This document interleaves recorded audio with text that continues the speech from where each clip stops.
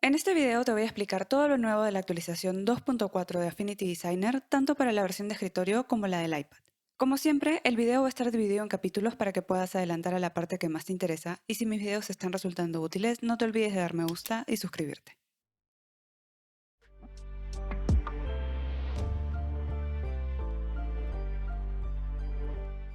Esta actualización ha traído varios cambios que, pese a que pueden parecer mínimos, hacia el final del video vas a notar que resultan bastante útiles para acelerar el trabajo. Para que sea más fácil dividir el video, voy a comenzar mencionando las novedades que están únicamente en la versión de escritorio y luego hablaré de las que están en ambas versiones. Una de las incorporaciones más significativas de esta versión son los estados de capas. Y para mostrar cómo funcionan, he abierto este documento que tiene varias mesas de trabajo, porque creo que el beneficio de esta nueva incorporación se puede ver sobre todo en el caso de documentos grandes. Este documento es uno que he creado para otro canal que tengo en el que me dedico a la comunicación científica, y como se puede ver está organizado a modo de carrusel de Instagram. Al terminar de diseñarlo, si yo quisiera evaluar, por ejemplo, la continuidad de los gráficos entre las mesas de trabajo, me ayudaría a ocultar momentáneamente todo el texto. Eso lo puedo hacer desde el panel de capas, pero tendría que hacerlo manualmente para cada una de las mesas de trabajo y es algo que toma tiempo. Pero ahora, con los estados de capas, nosotros podemos darle órdenes al programa para seleccionar ciertos tipos de objetos y manejar su visibilidad. Otra cosa para la cual puede ser útil sería, por ejemplo, acá. Usualmente yo creo dos mesas de trabajo con una llamada de acción. Una con los iconos de Instagram y otra con los iconos de Facebook, porque si bien estoy reutilizando la información, me parece que se ve más personalizado ajustar los iconos y el mensaje final para cada plataforma. Con esta nueva función puedo crear ambas versiones en una misma mesa de trabajo y escoger cuál quiero que se muestre en lugar de tener que hacer duplicados. Creo que es otra forma de trabajar y dependiendo del caso puede ayudar a ahorrar tiempo. Entonces vamos a ver cómo se utiliza. Primero hay que hacer visible el panel de estados. Para eso vamos a la pestaña Ventana y desde la lista escogemos Estados. Va a aparecer este nuevo panel y desde acá abajo podemos expandirlo o contraerlo según necesitemos. Probablemente la primera vez que abras esta opción aparezca como un panel flotante, pero también se puede adjuntar a los paneles de la mano derecha si uno así lo prefiere. En mi caso me resulta más útil mantenerlo flotante porque me permite tener más espacio para ver las cosas. En este panel tenemos dos opciones, consultas y estados capturados. Ahora, con este botón de aquí podemos crear nuevas consultas. Desde este otro botón creamos estados capturados y desde aquí podemos escoger si afectan a todo el documento, a una mesa de trabajo en particular o a una selección de objetos. Voy a comenzar creando una consulta desde aquí. Supongamos que en este caso lo que quiero hacer es ver el documento sin texto, para evaluar la continuidad del diseño sin distracciones. Entonces voy a ponerle como nombre texto y pongo aceptar. Vemos que se ha creado una consulta llamada texto y si apretamos en la flecha de aquí podemos expandirla para ver sus opciones. Podemos elegir cosas en base, por ejemplo, a una etiqueta de color que hayamos puesto a una capa. Si vemos aquí en mi panel de capas, yo tengo puestas varias etiquetas de color. Estas por si acaso se agregan dando clic derecho sobre las capas, pero en este caso no voy a utilizar esta opción porque lo que estoy buscando hacer se realiza con más facilidad desde las opciones de acuerdo al tipo de capa. Si activo esta casilla, ahora puedo escoger que quiero seleccionar el texto artístico y el marco de texto. También vemos que debajo hay otras opciones y algunas las veremos más adelante. Pero con esto seleccionado voy a comprimir la pestaña desde la flecha. Y ahora lo que aparece acá son opciones para seleccionar todos los elementos de acuerdo a los criterios que hemos indicado, ocultarlos o mostrarlos. Entonces, si yo aprieto aquí, vemos que el texto de todo el documento se oculta con un solo clic, en lugar de tener que hacerlo uno por uno. Y así podemos crear diferentes consultas de acuerdo a otros criterios según lo que necesitemos. Ahora, si quisiera volver a hacer visible el texto, simplemente doy clic aquí para que se muestre. En este caso, podemos ver que la mesa de trabajo 4 se ve rara, y eso es porque se está mostrando texto que en un principio tenía oculto. Porque aquí he preparado un ejemplo en el que tengo el texto en dos idiomas. Y con la consulta que he creado, lo único que se le indica al programa es todo lo que sea texto artístico o marco de texto, ocúltalo o muéstralo. No hace diferencias si es que el texto está en un idioma u otro, pero podemos crear reglas para eso, creando una nueva consulta. Pero en este caso únicamente quiero que se aplique a la mesa de trabajo 4, entonces la selecciono y desde acá abajo escojo mesas de trabajo. Pero aquí hay que tener ciertas consideraciones que voy a ir explicando. Primero, tenemos que crear dos nuevas consultas, una para cada idioma. A esta la voy a llamar inglés y algo que he hecho aquí, voy a expandir esto para que se puedan ver las capas de la mesa de trabajo. Y es que he preparado el texto indicando en qué idioma está, En el caso del texto en inglés he colocado EN acompañando el texto y en el caso del que está en español he colocado ES. Eso lo he hecho para cada caso en el que quería mostrar el texto en un idioma u otro. Entonces, volviendo al panel de estados, expando esta pestaña y lo que voy a hacer es ir acá abajo donde dice nombre de capa. Activo la casilla y acá voy a escribir EN, que es la expresión regular para indicar que algo está en inglés, acompañado de un símbolo de dólar. Y luego activamos esta casilla que se llama expresiones regulares. Si no hacemos esto y solo ponemos EN, va a seleccionar cualquier texto que tenga esas letras como parte de la palabra. Ahora puedo comprimir la pestaña y falta crear una consulta para la versión en español. Entonces voy a añadir una nueva consulta, le pongo de nombre español y repito los mismos pasos. Activo esta casilla, pero en este caso voy a poner ES acompañado del símbolo de dólar, activo expresiones regulares y comprimo la pestaña. Con esto listo, lo que puedo hacer es ocultar el texto en inglés desde aquí y vemos que ahora esta mesa de trabajo se puede leer bien, pero también puedo ocultar el texto en español y mostrar el que está en inglés. De esta forma podríamos crear versiones de un mismo diseño en diferentes idiomas. Finalmente voy a mostrar cómo crear estados capturados porque creo que también pueden ser útiles en combinación con esto que acabo de mostrar, pero para eso voy a utilizar esta mesa de trabajo como ejemplo. En este caso, como ya había mencionado, vemos que tengo una versión para Instagram y otra para Facebook en dos mesas de trabajo independientes. Pero para mostrar cómo funcionan los estados capturados, voy a crear las dos versiones en esta mesa de trabajo. Si vemos en mis capas, lo que tengo son dos grupos, uno llamado texto IG, que es el que se está mostrando, y uno llamado texto FB, que está oculto. Entonces, lo primero que voy a hacer es crear una consulta en la que se muestra el texto y los iconos para Instagram, y luego otra para el caso de Facebook. Ya he mostrado más o menos cómo hacer esto, entonces voy a ir un poco más rápido. Creo una consulta y le pongo de nombre texto IG. En este caso, como quiero que únicamente afecte a esta mesa de trabajo, me aseguro de que esta opción está activa abajo. Ahora, desde las opciones de aquí, voy nuevamente a nombre de la capa y en este caso, como quiero específicamente seleccionar este grupo, voy a escribir directamente el nombre. Es importante que lo escribamos tal como está en el panel de capas, respetando mayúsculas, minúsculas y espacios. Entonces ya tengo este y voy a repetir rápidamente lo mismo para el texto de Facebook. Ya los tengo listos y lo que puedo hacer ahora es ocultar el texto de Instagram y mostrar el texto de Facebook para verificar que está funcionando. Ahora voy a regresar al texto de Instagram para mostrar cómo crear el primer estado capturado. Supongamos que esta mesa de trabajo de acá no existe y también quiero asegurarme que el texto de acá está en español. Sí. Entonces, lo que voy a hacer es dar clic acá abajo para crear un nuevo estado capturado y le voy a dar como nombre Post Instagram. Ahora, vemos que nada cambia porque lo que ha hecho es capturar el estado actual del documento en este momento. Pero ahora voy a ocultar este y mostrar el texto de Facebook y voy a crear un nuevo estado capturado. Esta vez lo voy a llamar Post Facebook. Vemos que se crea un nuevo estado capturado, pero esta vez mostrando los iconos y el texto para Facebook. Entonces ahora si aprieto acá y pongo aplicar, vemos que se cambia al estado en el que se mostraba el texto y los iconos para Instagram. Y si pongo aplicar en el post Facebook, se muestra el estado en el que estaban los iconos de Facebook. En este caso, mi ejemplo es bien simple, pero uno puede imaginar la utilidad de esto porque, por ejemplo, podría crear consultas para seleccionar el texto en inglés o el texto en español y hacer estados capturados del documento en un idioma u otro, y de ahí solo basta poner aplicar para escoger cuál se muestra.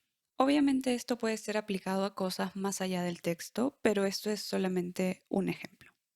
Algo que también me parece importante mencionar es que si quisiéramos eliminar alguna de estas consultas o estados, basta seleccionarlo y apretar en el tacho que se encuentra abajo, pero esta acción no se puede deshacer con control Z. Habría que volver a crear la consulta o el estado capturado. Aprovechando que tengo este documento abierto, voy a mostrar otra función que ha sido incorporada en esta actualización. Para eso necesitamos cambiar a la persona exportación. Eso se hace desde aquí. La persona exportación suele ser bastante útil para documentos como este que tienen varias mesas de trabajo, ya que funciona principalmente en base a sectores. Si alguien nunca ha utilizado la persona exportación, tengo un tutorial donde explico cómo funciona. Voy a dejar el link en la parte de arriba y en la descripción. Por eso en este video no voy a ahondar en todos los detalles. Lo que es importante entender es que como este documento está conformado por diferentes mesas de trabajo, estas automáticamente son consideradas sectores en la persona exportación. Y estos se van a mostrar en el panel de la derecha en la pestaña Sectores. Desde aquí nosotros podemos exportar varios sectores al mismo tiempo presionando en esta opción. Normalmente uno podía elegir la ruta de exportación y el nombre de los sectores, pero dentro de las opciones ofrecidas no se podía escoger que ese nombre sea el nombre del documento, que por ejemplo en mi caso es post-incretinas. Pero ahora ya podemos elegir eso. Entonces, lo que tenemos que hacer es expandir uno de los sectores. Desde acá siempre hemos podido escoger en qué formato lo queremos exportar. Lo voy a dejar en PNG. Y desde la pestaña de acá que se llama Ruta, nosotros podemos escoger crear una carpeta que contenga todas nuestras exportaciones. En este caso, antes solo podíamos escoger el nombre del sector, pero ahora también tenemos como opciones el nombre del documento y el nombre del archivo del documento. Voy a escoger nombre del documento, entonces simplemente selecciono esta opción y la jalo hacia arriba y pongo listo. Esto va a hacer que se cree una carpeta con el nombre post-incretinas que va a contener todas las exportaciones. Ahora, para darle un nombre a los sectores hay que dar clic en la pestaña que está al lado del 1X y van a salir todas estas opciones. Como vemos, este sector está nombrado por defecto como nombre del sector y el sufijo de la escala que es 1X. Pero voy a remover esto para asignarle otro nombre. El nombre del sector es básicamente el nombre que elegí para mis mesas de trabajo, que en este caso son números. Pero ahora, desde las opciones de acá, también podemos escoger que tengan el nombre del documento o el nombre del archivo del documento. En este caso voy a escoger, por ejemplo, el nombre del documento, entonces lo jalo para arriba, luego voy a poner un guión bajo, agrego el nombre del sector y ponemos listo. Entonces ahora ya tenemos este nombrado y habría que repetir esto para cada uno de los sectores, pero hay una forma más sencilla de hacerlo. Puedo seleccionar esta donde ya he hecho los cambios y apretamos en este botón de aquí para copiar y exportar el formato al portapapeles. Ahora hay que seleccionar el resto de sectores. Para eso escojo este y presionando Shift selecciono el último y luego aprieto en este otro botón para reemplazar la configuración. Y si expandimos este, podemos verificar que ahora en todos se ha copiado la misma configuración. Por ejemplo, en este caso se va a exportar en la carpeta post-incretinas y su nombre es post-incretinas y el número del sector. Entonces, simplemente ponemos exportar sectores, voy a escoger un sitio donde exportarlos y pongo exportar. Y podemos ver que se ha creado una carpeta que se llama post-incretinas y si la abro vemos que cada uno tiene el nombre del documento y el número que era el nombre de cada sector. Voy a volver ahora a la persona designer y voy a cerrar este panel de acá porque ya no lo vamos a usar. La siguiente función que voy a mostrar es una que está disponible tanto en la versión de escritorio como en la del iPad, pero en la versión del iPad hay un pero, y es que se necesita un teclado externo, porque lo que han incorporado es un atajo del teclado para alternar entre la función bloquear o no elementos secundarios. Un elemento secundario es como se le conoce a un objeto que tenemos contenido dentro de otro, como en este caso que tengo esta imagen de un perro que he sacado del stock de imágenes del programa y que está contenida dentro de un círculo. Voy a mover el círculo aquí para que se pueda ver. Ya he mostrado antes cómo se pueden contener objetos. En este caso simplemente muevo la imagen desde el panel de capas hacia el texto que dice elipse. Esto se conoce como un clipping mask. Pero ¿qué pasa? Que a veces después de hacer esto, quizás yo quiero hacer esta forma un poco más grande. Y al hacer esto vemos que también incrementa el tamaño de la imagen.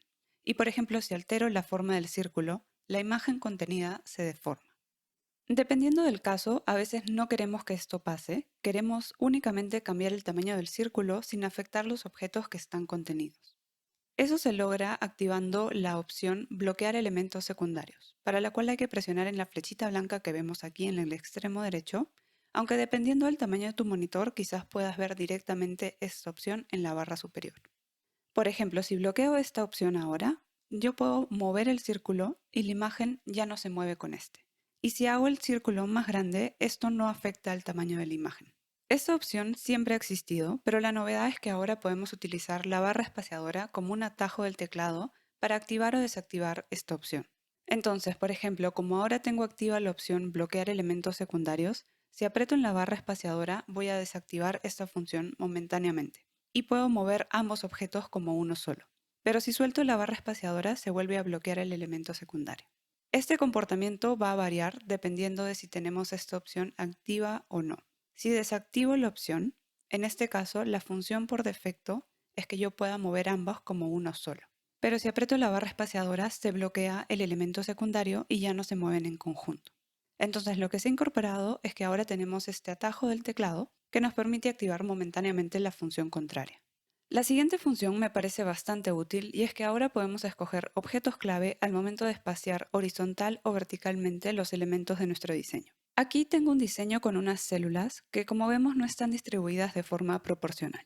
Para distribuirlas de manera equidistante, normalmente las seleccionamos a todas y desde las opciones de alineamiento del menú superior podemos escoger, por ejemplo, espaciar horizontalmente. Lo que hace esta opción es considerar la posición del primer objeto y el último de la línea y en base a eso distribuir el resto de objetos manteniendo el mismo espaciado entre cada uno. Pero ahora tenemos la opción de asignar a un objeto como el objeto clave y eso nos da mayor variedad para distribuir elementos. Por ejemplo, en este caso de acá, supongamos que yo he medido la distancia entre esta célula naranja y esta otra rosada, y quisiera que todas se distribuyan manteniendo esta misma proporción. Entonces ahora lo que puedo hacer es seleccionarlas a todas y apretar Alt en Windows u Option en Mac y doy un clic sobre esta para establecerla como el objeto clave. Vemos que ahora esta célula está rodeada por un recuadro azul más intenso, lo que significa que la hemos establecido como el objeto clave. Y si ahora voy a las opciones de alineamiento y presiono en distribuir horizontalmente, vemos que todas las células se han distribuido respetando la distancia que había originalmente entre estas dos. Voy a deshacer esto para mostrar nuevamente esta función, pero seleccionando otro objeto clave. Creo que primero voy a desagruparlos para que sea más fácil seleccionarlas simplemente así. Entonces, ahora que están seleccionadas, presiono Alt y doy un clic sobre esta célula de acá. Ahora lo que va a pasar es que se va a considerar la distancia entre este objeto de aquí y el objeto de aquí, y se van a distribuir las células que están en el medio de manera equidistante. Y esta misma distancia va a ser aplicada a las que están hacia la mano derecha. Entonces voy a las opciones de alineamiento, aprieto espaciar horizontalmente y vemos que esta distribución es diferente a la anterior y también a la clásica. Voy a cancelar para que no se apliquen los cambios, porque quiero mostrar otra forma de establecer un objeto clave. En los ejemplos anteriores, para distribuir los objetos, se considera la distancia del objeto clave respecto del objeto que está más hacia la izquierda. Pero también podemos indicar que queremos que los objetos se distribuyan respecto de la distancia que tiene el objeto clave con uno que esté hacia su derecha. Primero hay que seleccionarlos a todos y apretando Alt al mismo tiempo que doy clic, voy a convertir a este en el objeto clave. En este caso, por ejemplo, si quisiera que todos tengan el mismo espaciado que hay entre este y este, lo que hay que hacer es ir al panel de alineamiento, pero antes de dar clic sobre este botón para espaciar horizontalmente, mantengo presionado Alt-GR en Windows u Option en Mac, y podemos ver que ahora todas se han distribuido respecto a la distancia que había entre el objeto clave y el que estaba hacia su derecha. Aquí un detalle. Se supone que esta técnica debería funcionar únicamente con Alt normal en Windows, pero si asigno un objeto clave con Alt y en este segundo paso también aprieto Alt, la distribución respecto del objeto de la derecha no funciona. Si usas Windows y no te está funcionando la distribución respecto del objeto de la derecha, prueba apretando Alt-GR en este segundo paso. Otra cosa que se ha incorporado también al panel de alineamiento es la posibilidad de hacer igual la dimensión y rotación de los objetos. Esta función es completamente nueva. En este ejemplo de acá tengo estas flores, las voy a seleccionar a todas y supongamos que quiero que todas tengan el mismo tamaño de esta. Entonces puedo apretar Alt para asignarla como el objeto clave, vemos que se marca con este recuadro azul más intenso, y desde las opciones de alineamiento puedo escoger que todas tengan el mismo ancho, el mismo alto o el mismo grado de rotación. Si escojo que todas tengan el mismo ancho, vemos que todas se transforman para tener el mismo ancho, pero se deforman.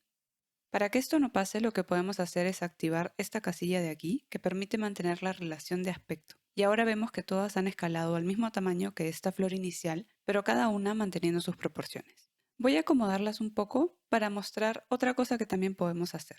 Y es que, por ejemplo, si yo roto esta de aquí, puedo luego seleccionarlas a todas y hago que esta sea el objeto clave seleccionándola con Alt. Ahora, desde el panel de alineamiento puedo elegir que todas tengan la misma rotación y rápidamente este cambio se aplica.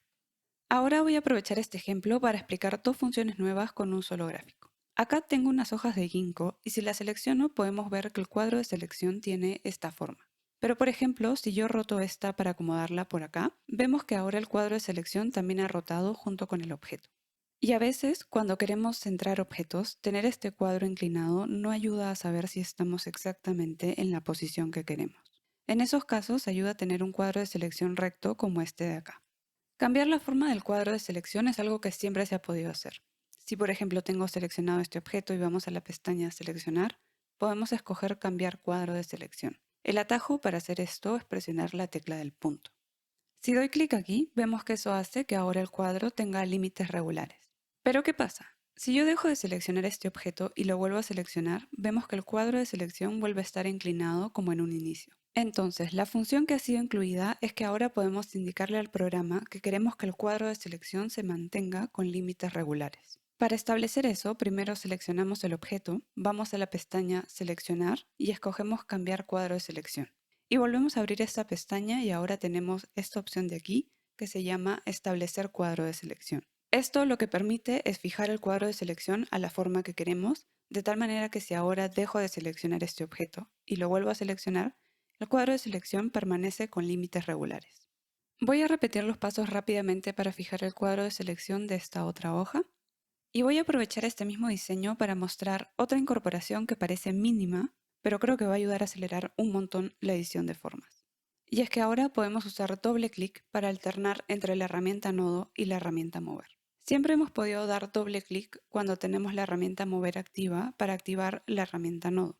Por ejemplo, acá, si tengo la herramienta Mover activa, selecciono este objeto y si doy doble clic, vemos que automáticamente se cambia la herramienta Nodo, pero lo inverso no funcionaba. Con esta actualización, ahora si tenemos la herramienta Nodo activa y damos doble clic, podemos pasar rápidamente a la herramienta Mover. Voy a repetir esto acá con un poco más de zoom para que se pueda ver. Un detalle es que en el caso de líneas es importante dar el doble toque al lado de la línea, porque si lo hacemos directamente sobre la línea vamos a agregar un nodo. En cambio acá, si lo hago al lado, vemos que puedo alternar rápidamente entre una herramienta y la otra. Finalmente voy a hablar sobre una de las actualizaciones que me hubiera gustado tener cuando enseñé en el video pasado cómo trazar sobre una imagen. Porque lo que tenemos ahora es que podemos bloquear el destino de inserción. En ese tutorial utilicé el iPad, pero lo mismo se aplica para la versión de escritorio.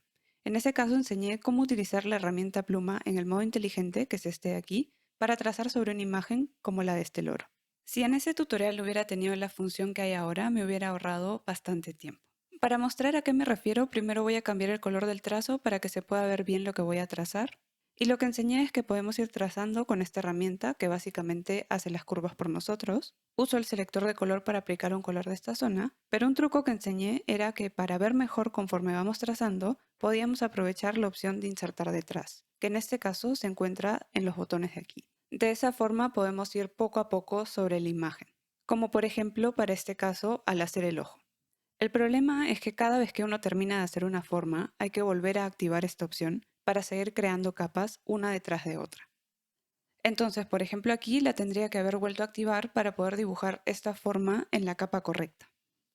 Y como uno puede imaginar, estar haciendo eso para cada caso toma tiempo. Pero ahora, gracias a esta actualización, podemos bloquear las opciones de inserción apretando Alt en Windows u Option en Mac al mismo tiempo que elegimos la opción que queremos utilizar.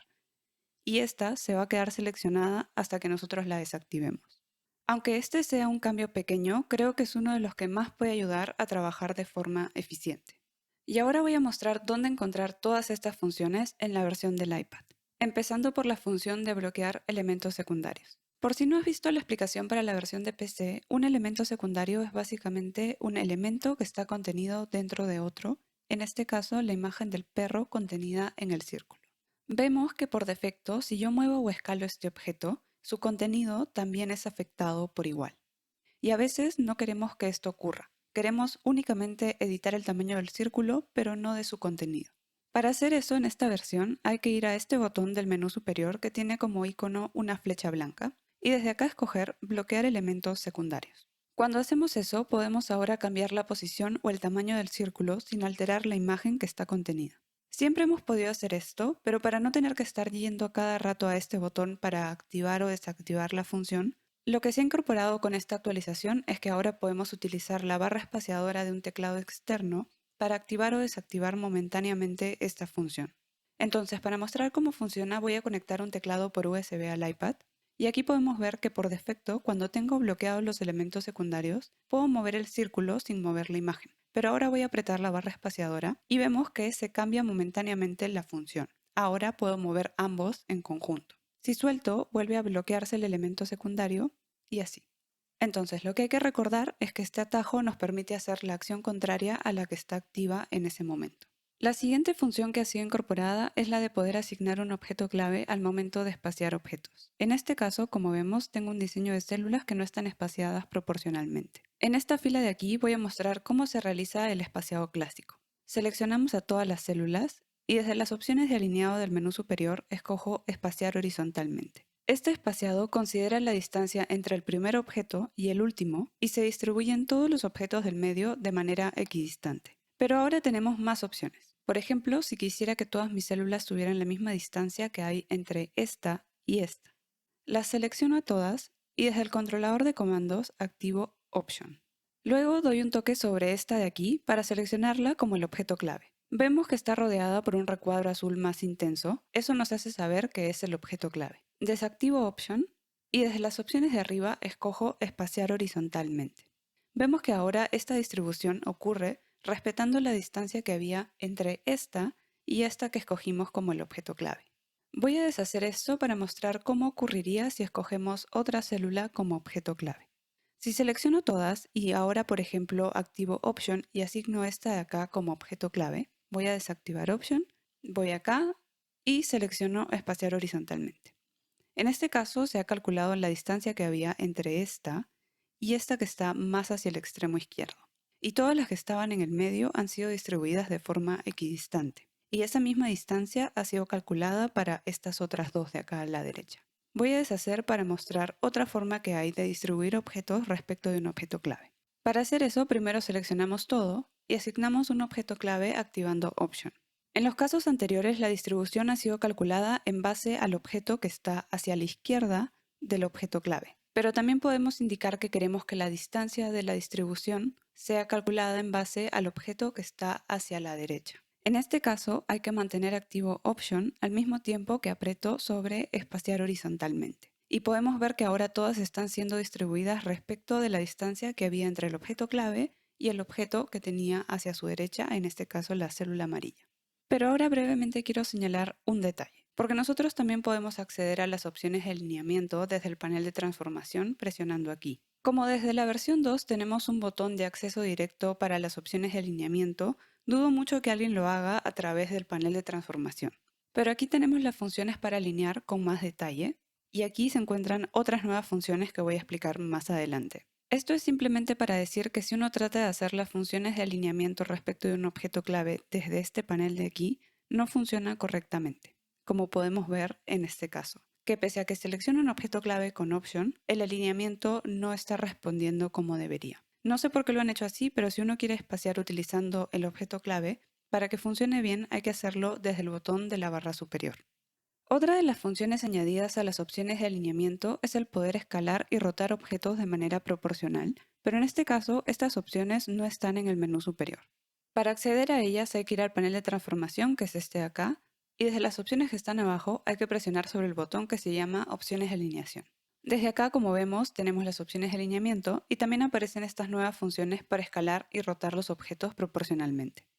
Entonces, con todas las flores seleccionadas, lo que hacemos es, desde el controlador de comandos, activo Option y selecciono como objeto clave a esta flor. Ahora, si activo este botón, todas van a tener el mismo alto, pero para que se mantengan las proporciones hay que también activar la función de mantener la relación del aspecto. Voy a reacomodarlas un poco y, por ejemplo, si roto esta y quisiera que todas roten en la misma proporción, puedo seleccionarlas a todas, escojo esta flor amarilla como el objeto clave con Option y presiono en este botón.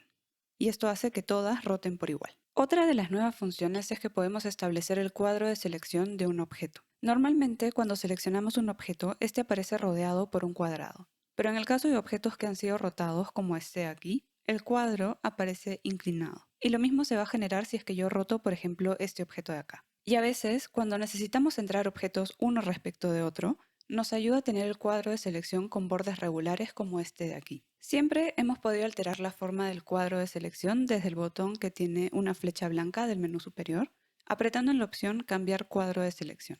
El problema que tiene esta opción es que solo funciona momentáneamente mientras el objeto está seleccionado. Si lo dejo de seleccionar y lo vuelvo a seleccionar, la forma del cuadro de selección vuelve a su estado inicial inclinado. Pero ahora, con esta actualización, tenemos la opción de fijar la forma del cuadro de selección para que tenga límites regulares. Eso lo hacemos primero seleccionando el objeto y nuevamente desde este botón de arriba activamos la opción Cambiar cuadro de selección y luego volvemos a apretar en el botón, pero esta vez escogemos la opción Establecer cuadro de selección. De esta manera, si dejo de seleccionar este objeto y lo vuelvo a seleccionar, la forma del cuadro de selección se mantiene.